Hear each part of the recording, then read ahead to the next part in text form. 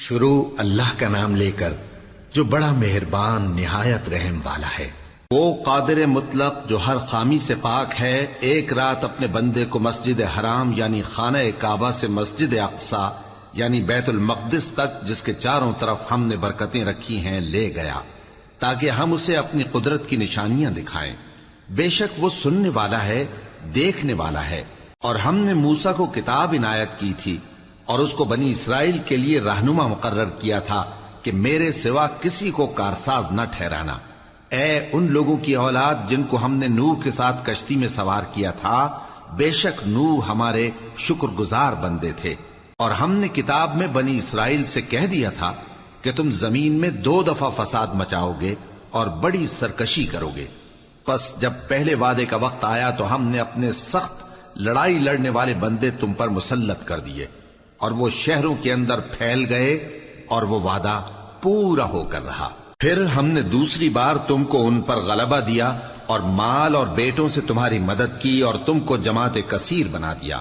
اگر تم نیکوکاری کرو گے تو اپنی جانوں کے لیے کرو گے، اور اگر اعمال بد کرو گے تو ان کا وبال بھی تمہاری ہی جانوں پر ہوگا۔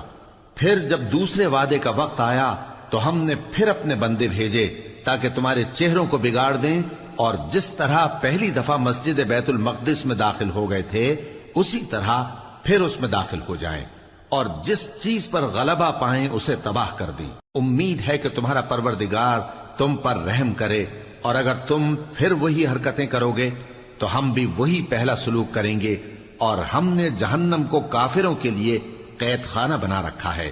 یہ قرآن وہ رستہ دکھاتا ہے جو سب سے سیدھا ہے، اور مومنوں کو جو نیک عمل کرتے ہیں بشارت دیتا ہے کہ ان کے لیے اجر عظیم ہے، اور یہ بھی بتاتا ہے کہ جو آخرت پر ایمان نہیں رکھتے ان کے لیے ہم نے دکھ دینے والا عذاب تیار کر رکھا ہے۔ اور انسان جس طرح جلدی سے بھلائی مانگتا ہے اسی طرح برائی مانگتا ہے، اور انسان بڑا جلد باز ہے۔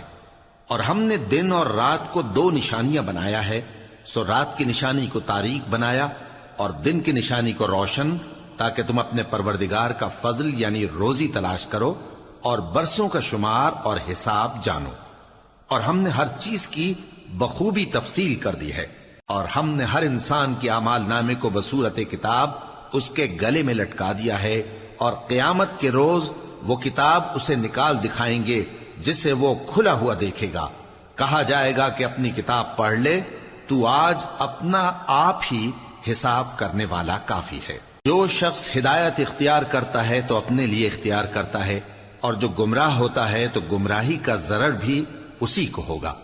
اور کوئی شخص کسی دوسرے کا بوجھ نہیں اٹھائے گا، اور جب تک ہم پیغمبر نہ بھیج لیں عذاب نہیں دیا کرتے۔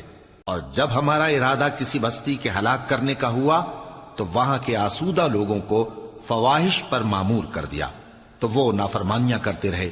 پھر اس پر عذاب کا حکم ثابت ہو گیا، اور ہم نے